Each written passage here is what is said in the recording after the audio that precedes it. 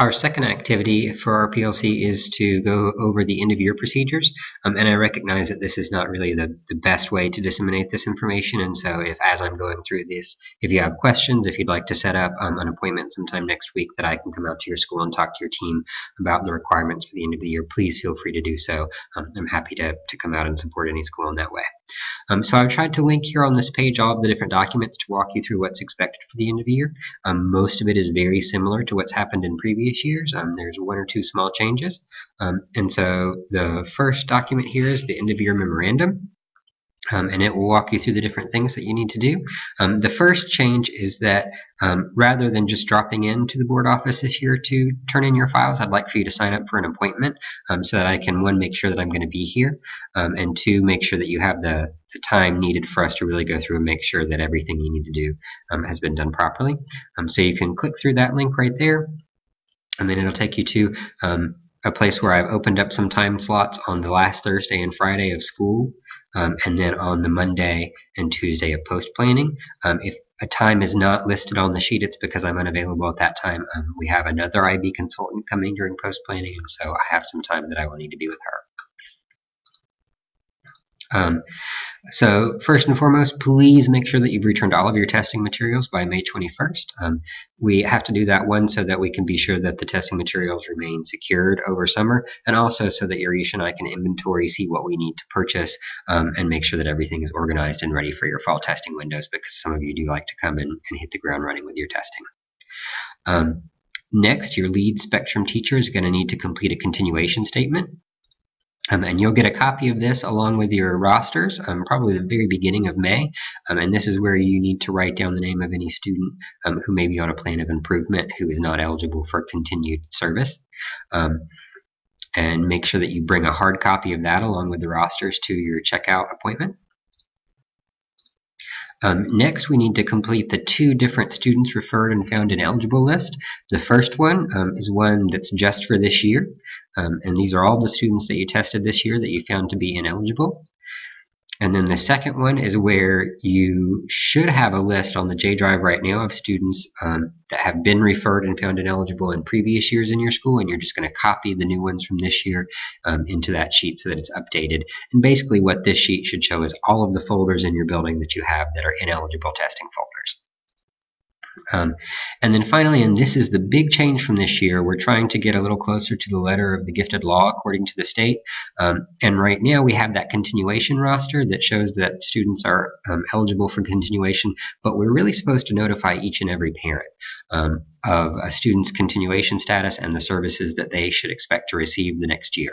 And so what we've got right here is a template that I'm working on right now, where we're going to send a letter home to each parent showing that their child is eligible for continued service and what services they can expect to receive next year. These letters should go home at the same time as advanced content letters so that there's no confusion between those two things. And I'm also working on a mail merge or a Google Docs script so that you don't have to handwrite all of these, that I can have it generate them for you. And all you really have to do is make sure that they go home. And I'll send an update on where I am with that probably in the next week or so, but definitely before May. So once you've completed all those things, you'll be ready to come in for your file check-in appointment.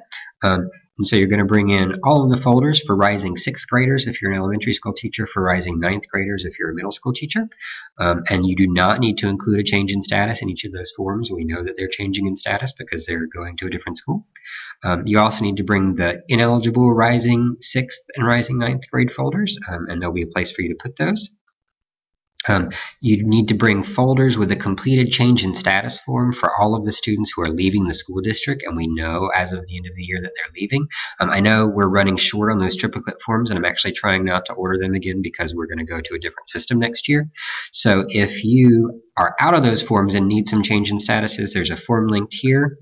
You actually don't even need the whole sheet. You just need this bottom section, and if you wanted to copy that into its own document, you can print them out, maybe 3 to a page, and just cut them. You can do that, and you're going to fill out one of the boxes and drop it into the student's folder. I'm also going to have some copies of that at the board office, so if that's something you want to do during your checkout appointment, you're welcome to wait and do it then.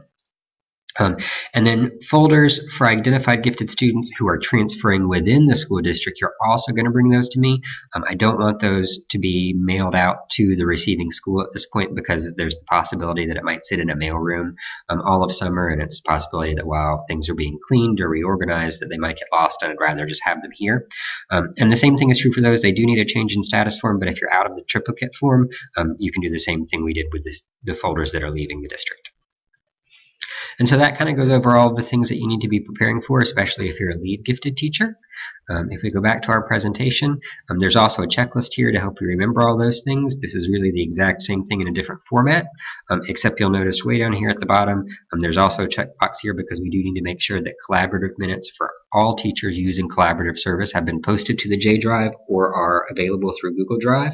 If you've put those in some place and I don't know where they are because they're not in Google Drive or the J Drive, please make sure that before your checkout appointment that you've notified me of where those things are and that I have access to them electronically, because there's something that's required in the event of an audit. There's also another link here to your check-in appointment sign-up. I know that you probably don't know what your post-planning calendar looks like right now, what your principal's expectations for you are, so if you need to wait to set that appointment up until you're a little clearer on what the end of year looks like at your school, don't feel like you need to fill in your check-in appointment right now. So once you've gone through those three things, or if you feel like you feel pretty good after just watching it in the video, if you click right here, and you can take a quick quiz.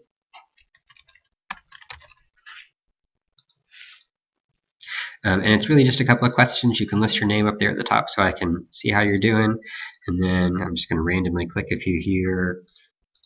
Once you submit your answers, you'll have an opportunity to see which ones are correct, and it'll also give you some feedback. So if there's a misconception about any of the answers, be sure to get the right information here. And I've tried to make the questions the things that have changed or the things that might be a little bit different from previous years.